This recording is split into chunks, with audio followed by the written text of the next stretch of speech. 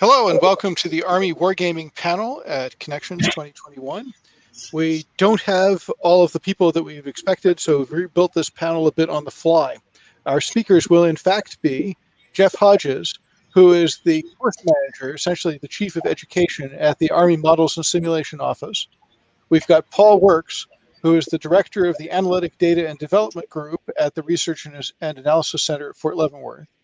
We've got Don Carlucci, who works at Picatinny Arsenal as an engineer and a wargamer extraordinaire.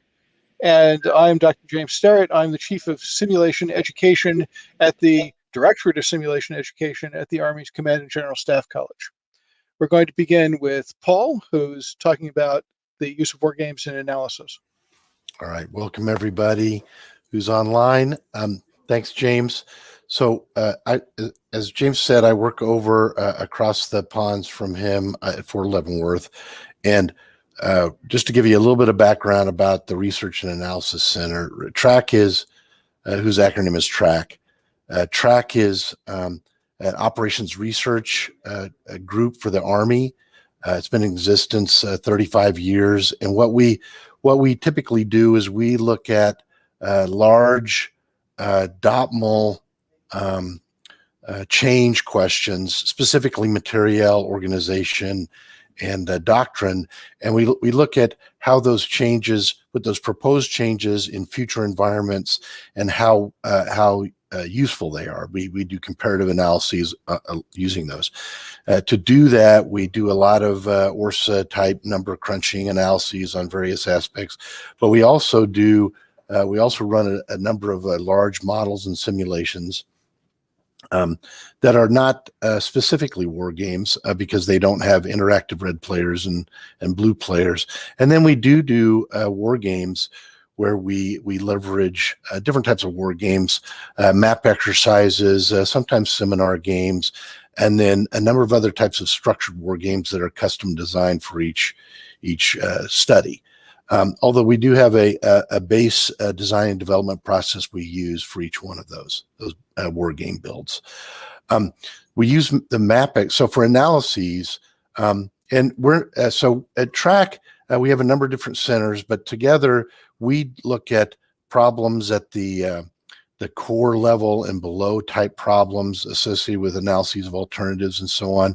And then our sister agency, the Center for Army Analysis, they look at the higher level force structure questions, but they also use wargaming, man-in-the-loop wargaming with the automation, digital enabled capabilities for adjudication and so on. And so what I'll do is I'll describe what we use wargaming for at TRAC. The several different ways we use it, and I briefly mentioned them earlier, are map exercises.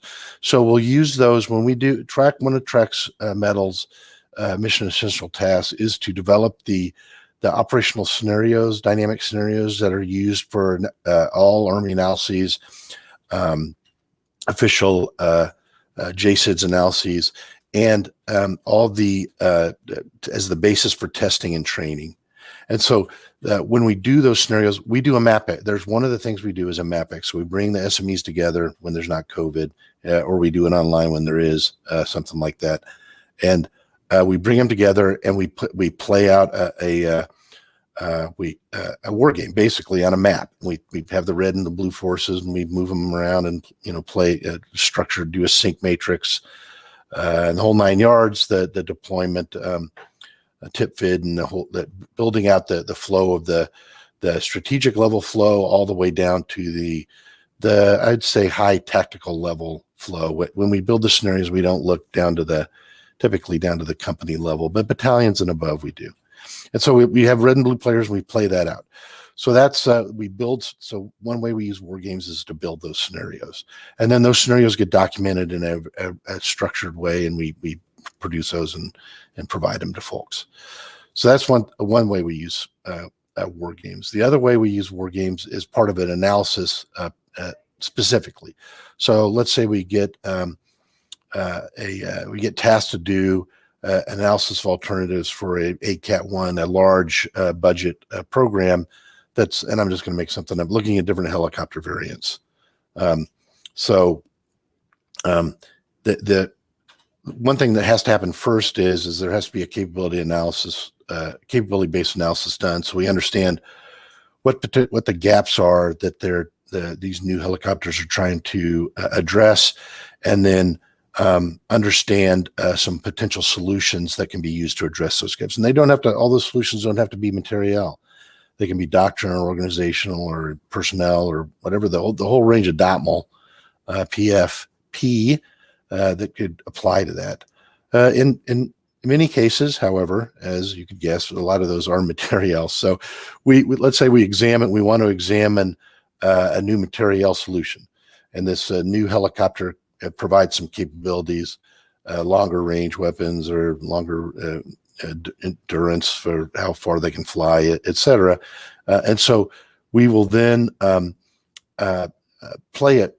The first thing we do is there's a whole bunch of ORSA type of analysis that gets done on fuel rate and weapons consumption, expenditure, and stuff like that. But then there's also and some cost analysis gets done. But then we also do war. So one of the pieces is, well, we don't, before we put the systems in our non-man in the loop simulations where we can run them multiple times and get to some statistical numbers, density curves, and so on to look at what the impacts of the capabilities are.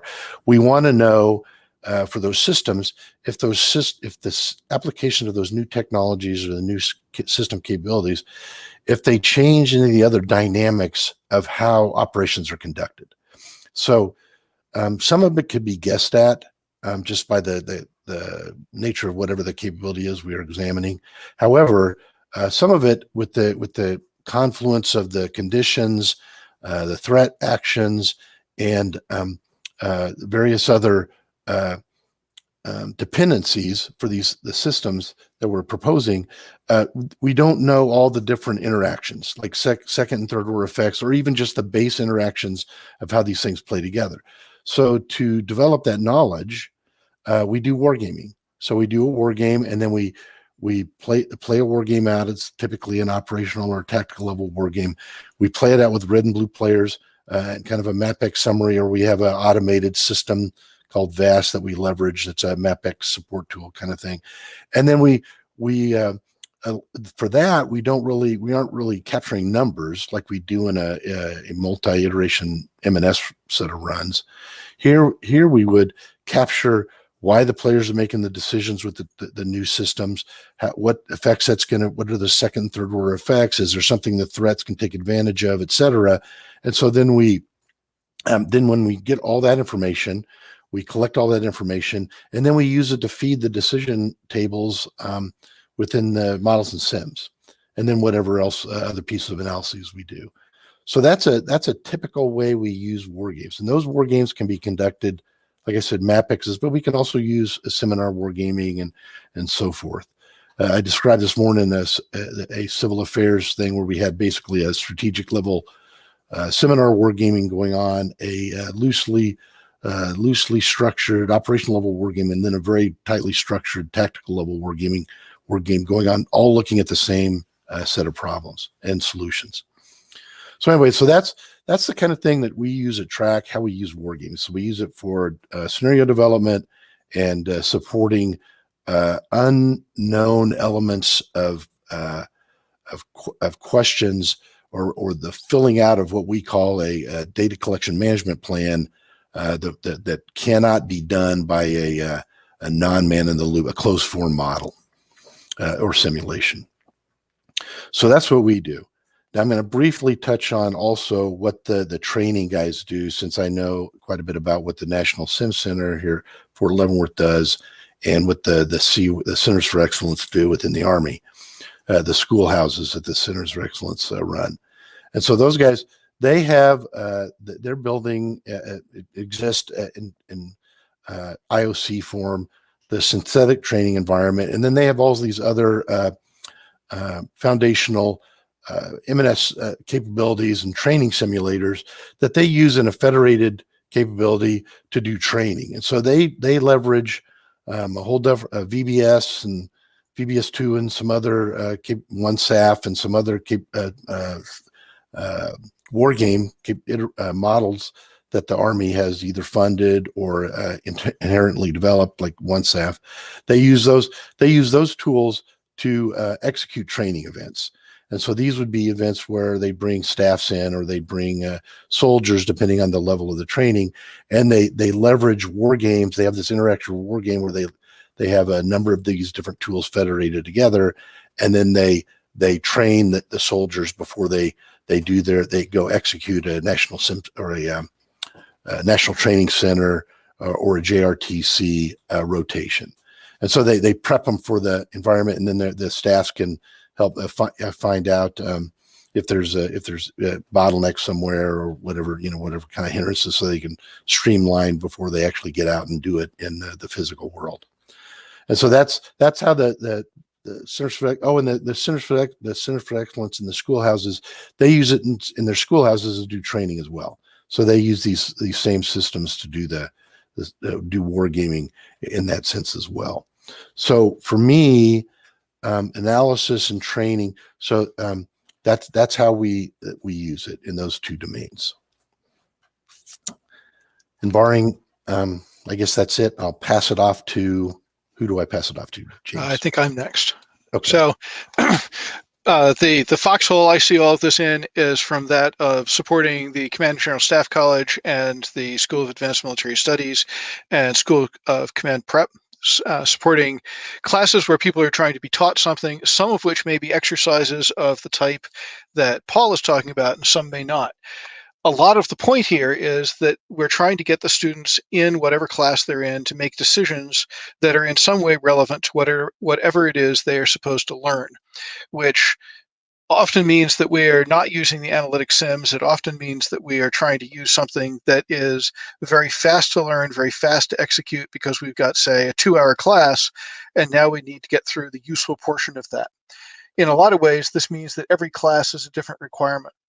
And when an instructor comes to us, we will begin by looking at it through a lens that actually will seem very similar to the one that Paul was using. We call it PDI, Purpose, Decisions, Interactions, where the instructor needs to tell us, what's the purpose of the class? How long do we have? What do these students know? How does it fit into the rest of the curriculum?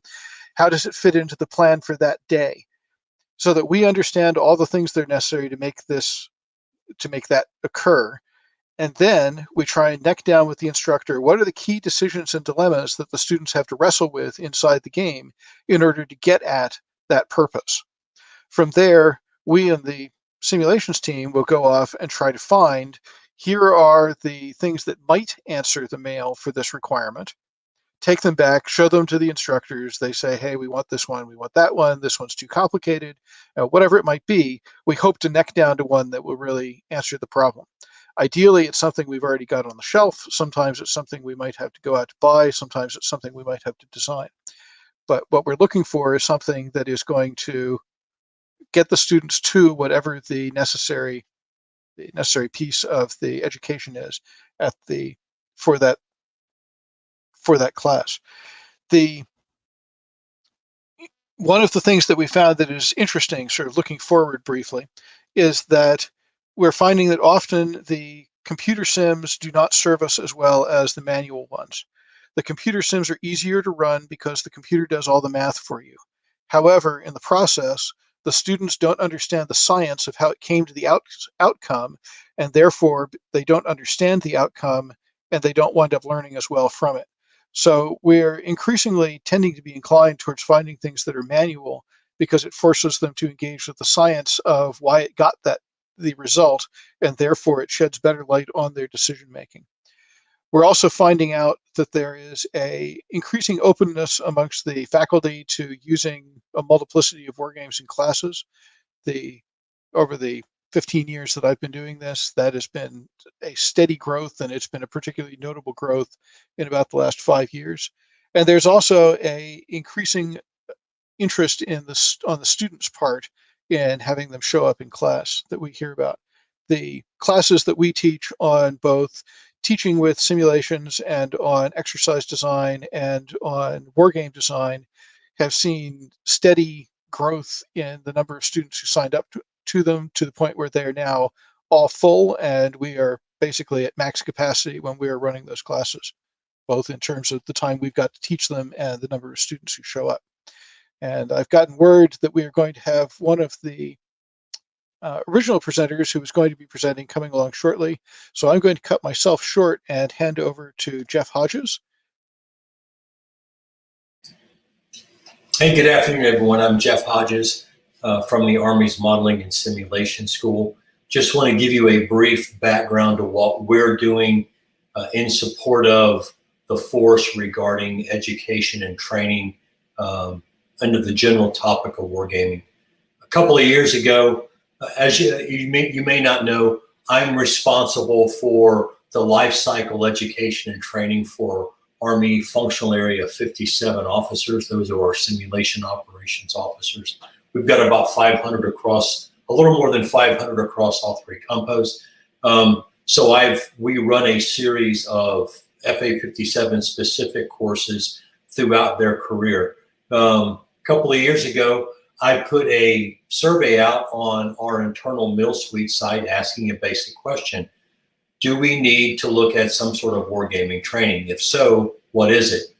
Had a number of responses through the summer. We kept digging down.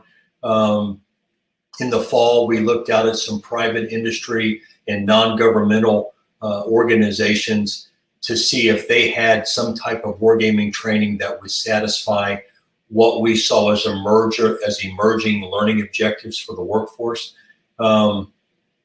We hosted a short tactical wargaming workshop at IITSEC 2019. IITSEC is the Industry and Inter-Service Simulation and Training Conference down in Orlando.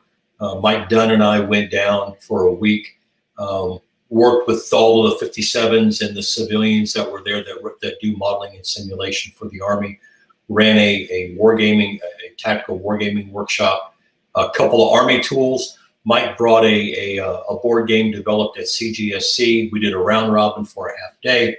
January, James Sterrett and I went to England to the United Kingdom's Ministry of Defense out in Shrivenham, their school out in Shrivenham, and we went through an abbreviated Introduction to Combat Modeling and Wargaming course that they offer. They offered us every single product they use under the terms of a US-UK 1448 arrangement. They shared everything they had. And while James and I were there, we hammered out what a Introduction to Wargaming course would look like. We hammered it out, the outline in Shrivenham, and then we continued to develop that. It was intended to be a 2-week resident course. Then the zombies attacked. And James and Mike, I won't take any credit for the hammering out of that course. It was James and Mike that did daggone near all of it. Built a course that we ran from the 16th of September to the 2nd of December. We ran that course 1 half day a week, actually 3 hours every Wednesday. And we started with wargaming principles. We went to wargaming types, adjudication techniques, wargaming in support of MDMP, fundamentals of wargame design, and then we did design prep, design execute. We asked our students to modify a tool that the United Kingdom had given us, and that's what we did. That became our Introduction to Wargaming course. We're going to run that course again this year. James, Mike, and I will be working on a practitioner's course that we will deliver to the field in calendar year 22, more than likely in the September timeframe. So we will have 2 courses out of the Army's Modeling and Simulation School that will help to plug the gaps that we see in the episodes of formal education, wargaming in support of education and wargaming gaps that are out there. Most Army officers get it in the PME sessions. They get a little bit at the military academy. They get some more at CGSC and Army University. They get some more at the War College. Those are episodic. So we're going to deliver 2 courses. We've delivered 1. We'll deliver 1 more that will help plug some of those episodes. However, that's still episodic. So what we're doing is we are going with a lot of help and support from the UK Fight Club build a US Fight Club. We will make that formal announcement once we have the procurements set, so that we can have an environment that will reduce participant load as far as downloading a tool, going to a website, downloading this, downloading that. We're trying to virtualize the products that we've got. We're going to do that, but the procurement takes a bit of time to get that in place. That will be open to anybody. It won't just be for Army officers or just DoD personnel. That Fight Club will be agnostic and voluntary, where anyone can come in and learn skills, refine skills, improve skills.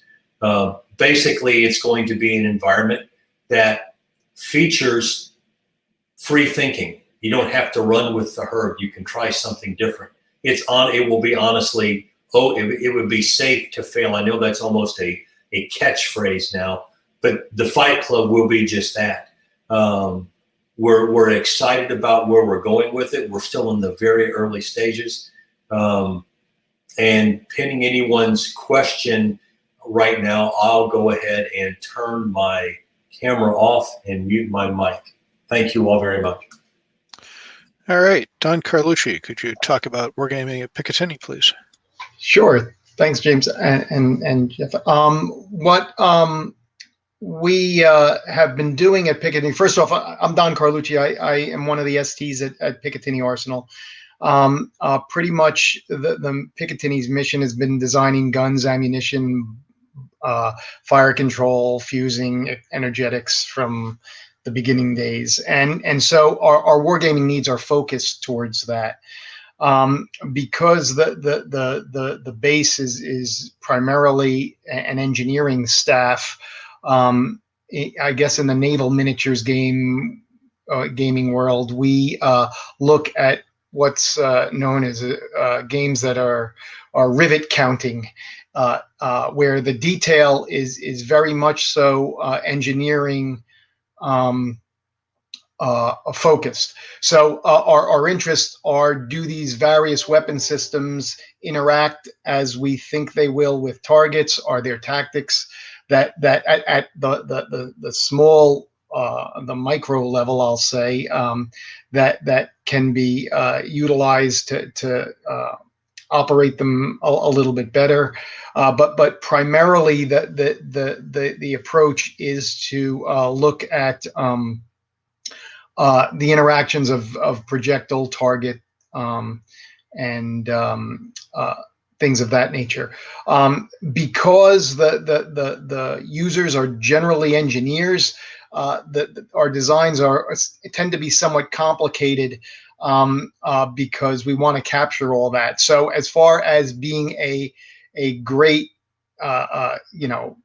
commercial game, maybe not so much, but for our needs, it ends up working out well. What James had mentioned about the efficiency of board games as learning material over computational simulations, which really could take into account everything we deal with in the engineering world.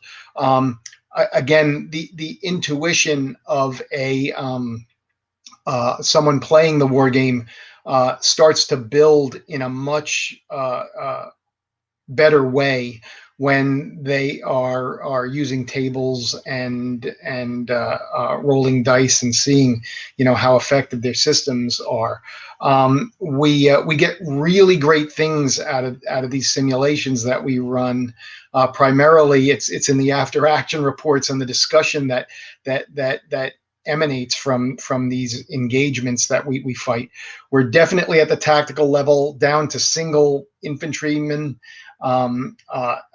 single vehicles, that kind of stuff.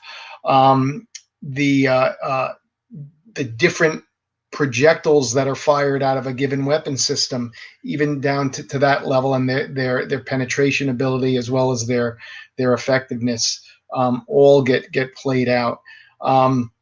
So even though we do have some of our military folks involved and they get to comment on tactics, it's mostly the engineering staff that's using this, and we learn things along the way. So the engineers tend to learn, hey, you wouldn't use a grenade launcher in that fashion. You'd use it some other way, and a lot of tidbits that they wouldn't normally get, because normally what we receive as engineers designing these weapon systems are several requirements. The weapon system or projectile has to penetrate X amount of armor plate at whatever angle of obliquity, or it's got to have certain effective fractional casualties at some range, etc. So from that, we have to derive our engineering requirements. So if we can see firsthand, and by see, I'll use quotes, what those engineering requirements actually translate to, that's really a huge benefit. There are some downsides to this, because it's sort of like testing your baby. We have some people who've worked on the M829 round for their whole careers, so they tend to be very protective of their babies. So when results come out of these simulations or war games that we're playing that don't necessarily agree with what they thought, they get somewhat defensive. But normally we can get around that. But once we're out of that mode, we're really in pretty good shape. So people realize that that 40 millimeter grenade launcher that they worked on their whole career isn't really going to stop a T90 or some of that nature. But again, there's a time and a place for all that information. So one of the other neat things that we've been using it for is again, from an educational standpoint, we have a lot of young engineers, and we just started an armament graduate school at Picatinny. We're just going for accreditation now, but a lot of our folks never really get to understand the significance of what they've worked on until it actually gets fielded. And this is certainly a way for them to get a feel for it. The real job satisfaction is when people come back and say, hey, that system you designed for me, that saved my life in this situation or whatever. So there is a great deal of job satisfaction. This is one way of actually trying to ferret out the warts of these systems prior to them getting fielded. So with that, I think I will pass the baton to my co-panel members here. All right. I am scrolling through the questions, and while we had some questions that I think got answered on Unified Quest, I didn't see others. So keep in mind that if you've got questions, please put them into the chat. While we're going at that, though, Paul, Jeff, and Don, what is a tool that you would like to have and don't have? Well, this is Paul. So one thing, and this is just a alibi add-on, but I'm glad when I was hearing Jeff talk, I kind of thought of it, and I thought of some funny stories about what Don described too, but I'll leave those out. For us, all the ORSAs that work, that the uniform or the civilian ORSAs that work, operations research and systems analysts folks that work at track, a base skill is to be able to do MapX level wargaming. That's just a skill that everyone at track can do. And so I would call that like just a starting level war game analyst.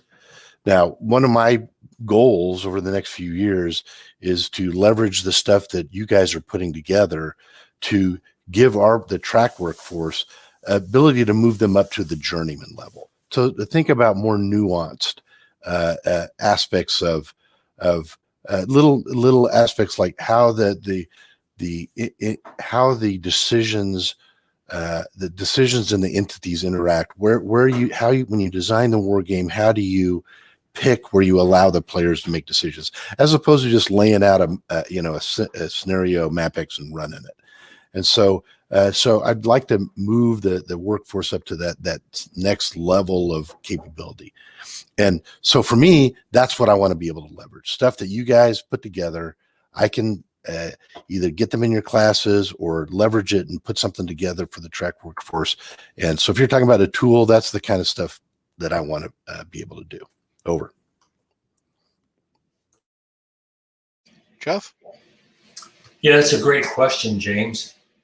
If I could get one wish satisfied right now, it would be to have a core or division centric war game that's wholly unclassified with modifiable combat tables that would be available not only to a student in one of our courses, but to a planner at a division staff or a core staff or a team of people at a division or a core staff that they could very easily just go and grab, that they could have for free and they could download. So if they needed to modify the combat tables because it's supporting an O plan analysis or a com plan analysis or an op-board analysis, then they could do that.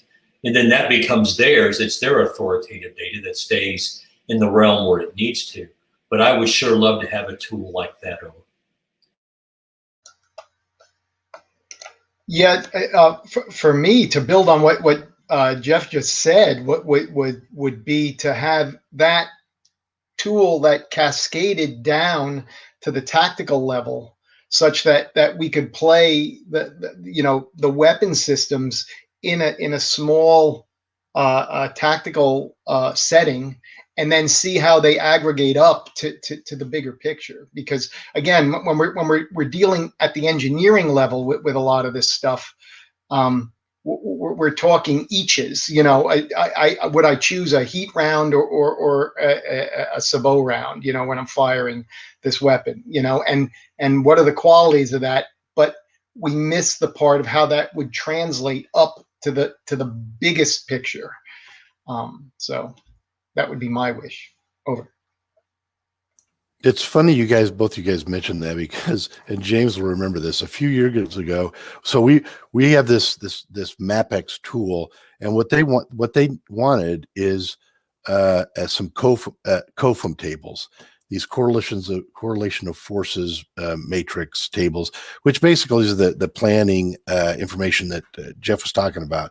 And so our thought was, well, hey, these things, nobody is really certain where the data that's in the set of tables that are the COFM files that are being used from came from right now. It came from, people that get passed around between units, et cetera. And so our thought was, well, let's get some impetus going to do a refresh of those and have them down to that nitnoid, almost nitnoid level that Don was talking about. But it would be a standardized set of COFM tables that they could use. We never got it. We got distracted and never got it worked on, but it's still something that would be awesome to do. Over. One of the things that keeps going through my head is we've certainly battered at CGSC and a few other places we help with the problem that one tool cannot do everything. No one size fits all, which inevitably winds up being a problem with some of them. However, we had a question, and I'm not sure anybody here is able to answer because we don't have anybody from the Army War College here. But Tim Bunch wanted to know whether or not the Army War College Strategic Wargaming Series Handbook was going to be updated and what might be added.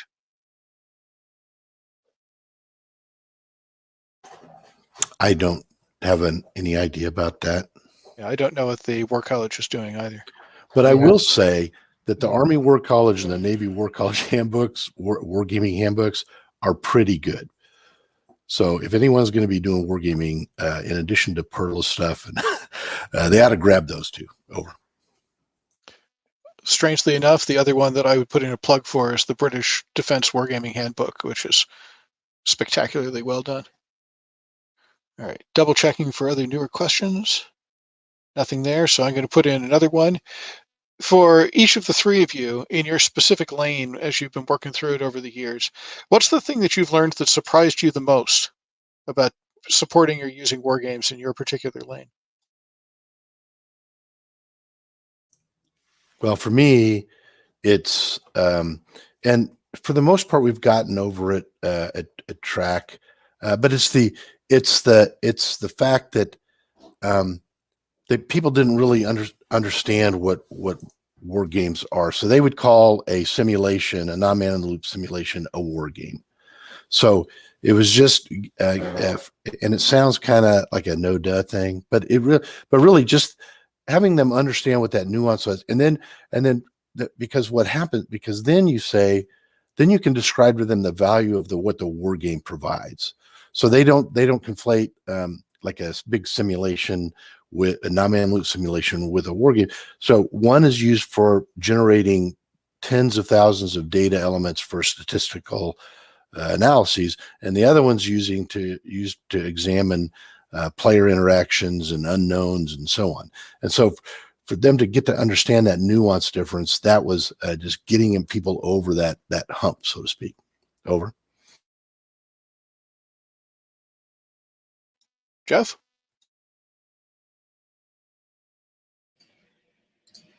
I apologize, James. I was answering a question in chat to Sebastian. What was the question, please, sir? I'm sorry. Well, fortunately, I've never done that except at Connections Online back in April. So the question is, during the time you've been working with Army Wargaming, what's the thing you have come to learn that surprised you the most about it? What surprised me most about Army Wargaming is the willingness of the Army professional wargaming community to share every single thing they have. There is no, this is mine and I'm not sharing it with you. I have not run into that one single time. And this is the only community that I have run into inside the Army that has been that open across the board.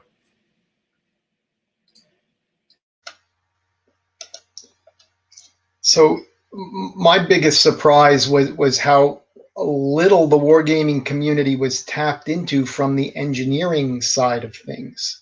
So I mean, I've been playing these things since I was 12 years old. So it was like second nature once I got to Picatinny that, oh, we should be doing this stuff, and it hadn't been really pushed at all, other than the stuff that the computational folks were doing with OneSAF and those type of things. I mean, systems analysis has been going on for a long time, but it was really surprising to me that the tabletop part of it wasn't necessarily being utilized. So that came as a big surprise to me. Over.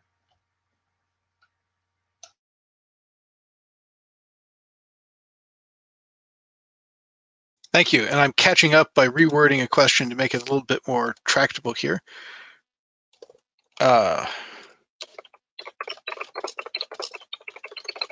Congratulations on getting ahead of me there.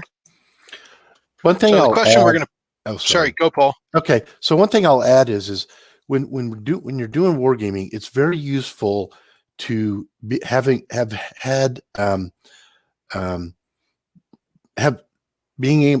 known or seen a wide range of war game structures, designs, and so forth. And so for me, I have leveraged dozens of different pieces from different war games that are commercially developed, etc.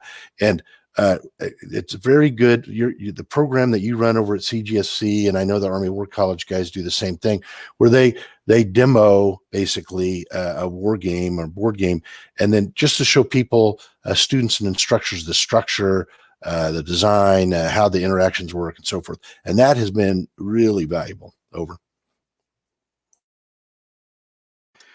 Thank you. And a question for Don. Do you use tactical games with your engineers to look at how disabling or destruction changes the enemy's course of action, changes the enemy's thinking? So yes and no. Again, we do in the sense that if disabling vehicles versus destroying them results in their vulnerability to a different weapon system, yes, we definitely do that. as far as the enemy tactics, as engineers, we're not really experts on the enemy tactics. So we're using them based on the engineer's knowledge of and it's general stuff. I mean, we can read about some of the stuff, but we definitely do things by combining systems such that we can see the effect of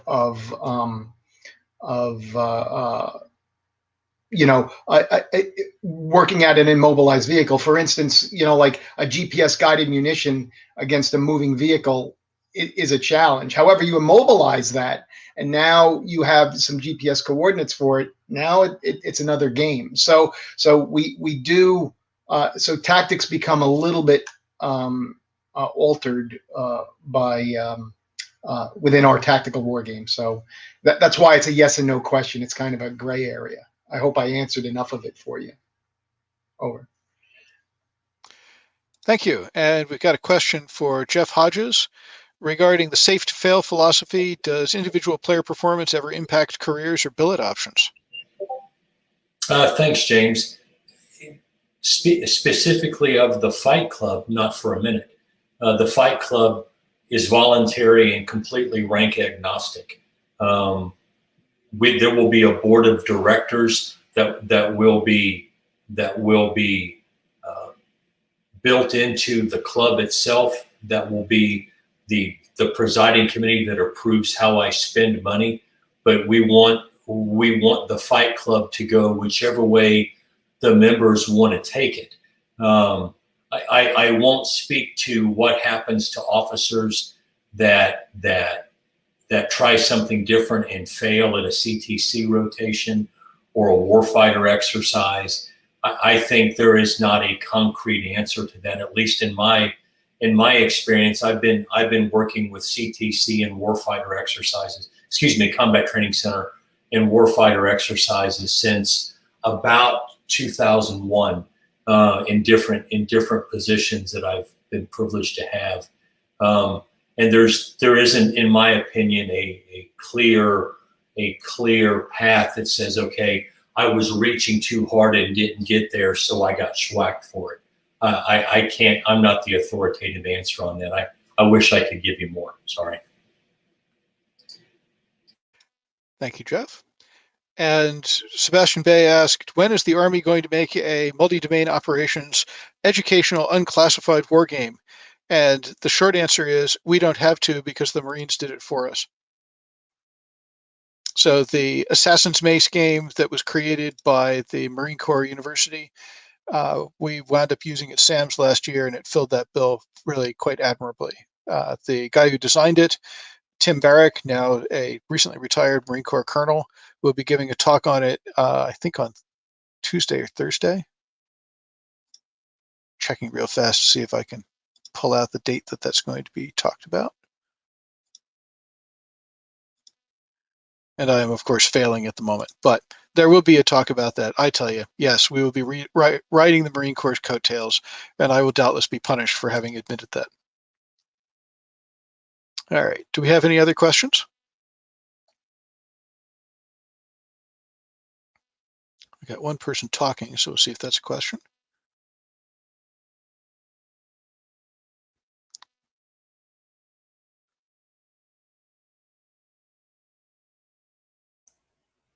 So is well, we'll put that up. Sure. Can anybody speak to the Unified Quest? I do not know. We usually have a couple participants from track, but I do not know. I can't answer that question right now. I don't know. Yeah, I can't speak to it either. I had seen in the chat that the rest of you guys said you couldn't speak to it either. So, but I can't. Over. And we've got a question from Sebastian Bay. What is one thing you would change about how the Army does wargaming?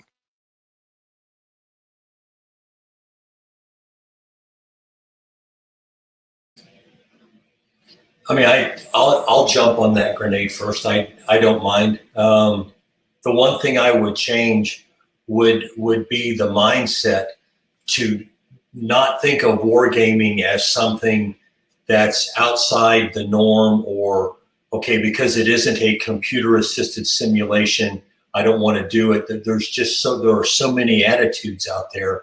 What I would change in the short would be the mindset, so that commanders at every echelon would see the benefit in taking some time as part of a training and exercise or training and readiness plan, call it an 18-month plan or a 12-month plan, to figure out some time where you use a war game to make people think, make decisions, and then react to the effect of the decision. That would be the one thing I would wish to change straight away. All right, Paul, anything from you? Yeah, I would concur with that. It's funny that they have wargaming and course of action analysis in the MDMP, the military decision-making process, but there's still a kind of an underlying aversion to leveraging wargaming in the manner that Jeff was just talking about. And it's not a complete aversion to it. You can get in communities that are groups that don't have that. But you'll see sometimes when you're doing a war game, when you have your SMEs there, there'll be a couple of folks that just lean back in the chair and they're not gonna do it. They don't like games or whatever. So they don't see it as, hey, this is going to benefit me, make me tactically better because I can visualize the environment in a different way, etc. They see it as just some, it's not the real world. It's not, and so what use is it to me? So that is a good, that would be a good goal to be able to help people think that. For example, there at CGSC, I've often thought that some tactical, even World War II type war games, very low level tactical, would certainly help some of the students over there learn about that. Over. Preach on, Brother Works. Preach on. Don, you have any comments on this? And I'll put in something as well, and from my foxhole on things I wish we'd do. Yeah, I mean, I think I agree with everything that was said. There really isn't anything more. Trying to get buy-in, that's always a challenge. That really has been a challenge, and we find it even not. I wouldn't say more so, but at the same level, even amongst the civilian staff, because of the engineering background. As engineers, we're taught to be very deterministic in our thinking, and if this particular round can't penetrate that particular armor at a given range, sometimes we extrapolate in our heads and we tend to disbelieve the simulations. I mean, sometimes it's valid, but most of the time it's just because of gut feel, and it doesn't really usually pan out. Over. So from my lane on things I would change, there are two things that I use as guide stars to action as to what I think we should be doing at CGSC. And the first of them is a battle in every classroom. I see it as my mission to have a game played in every class, in every classroom, for every course, every single day. And it's going to be perfectly tailored to that class. And it will be so good at assisting instruction that all of the instructors want to use it. And all of those pieces are important, because if the instructor doesn't want it, they're going to resist it and it will not work. If it doesn't support the education, it has no business wasting people's time in the classroom. But I would love to see experiential education maximized to the hilt across the Army.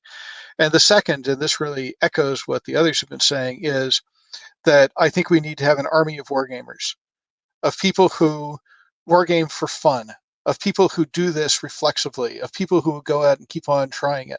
One of the things that really stunned me, because, and you can hold this against me, I had not thought much of Warhammer 40K for many years. And last year, one of my students was, and still is, though he's no longer my student, the captain of the U.S. Army's Warhammer 40K esports team. Goes around the country playing Warhammer 40K, and he is apparently very good at it. He's one of the top players in the world. How top it is, he's somewhere in the top 100 or something. And as he described how it is that he builds the army for his faction and the plans that he's going to use and how he has to morph them against each other faction and the ways that they might come at him and what he's going to have to do about it, the only thing I could think was, wow, if only all of our students, all of our officers, all of our soldiers were able to think this clearly and coherently and cogently about how to maximize their strengths against enemy weaknesses in order to achieve a goal, we would be rocking. So I would love to see it spread across the force, and Jeff Hodges' Fight Club initiative, I'm hopeful, will help do some of that.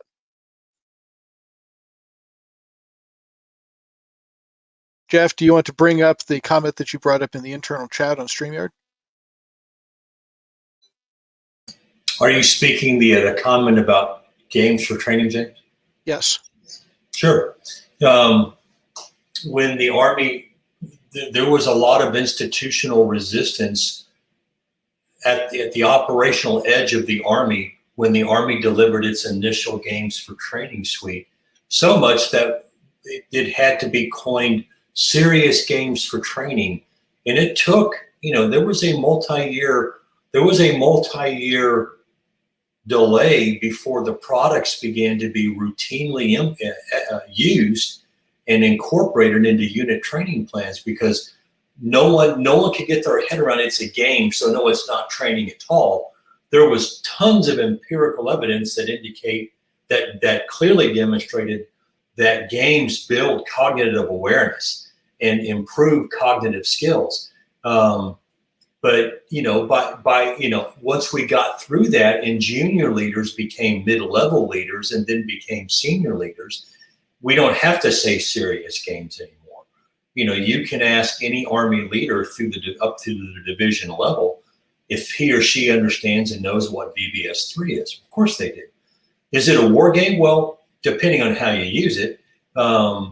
We had a scenario that we ran in Kaiserslautern where multifunctional unit platoon leaders were assigned a piece of terrain at the JMRC training box around the town of Kittensee.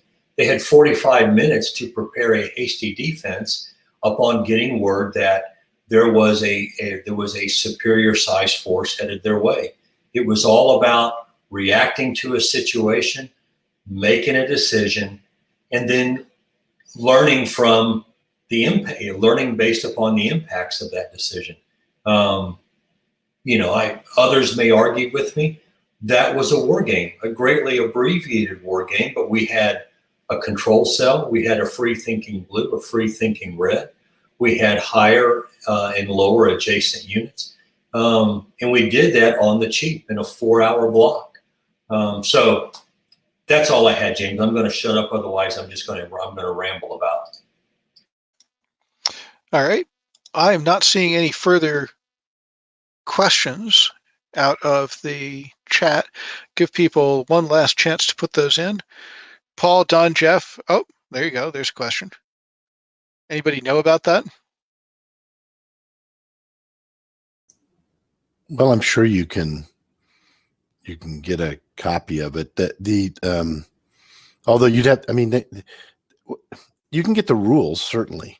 How available I don't know if their access or Excel/Access adjudication tool is unclassified or not. But you can certainly get the rules from them.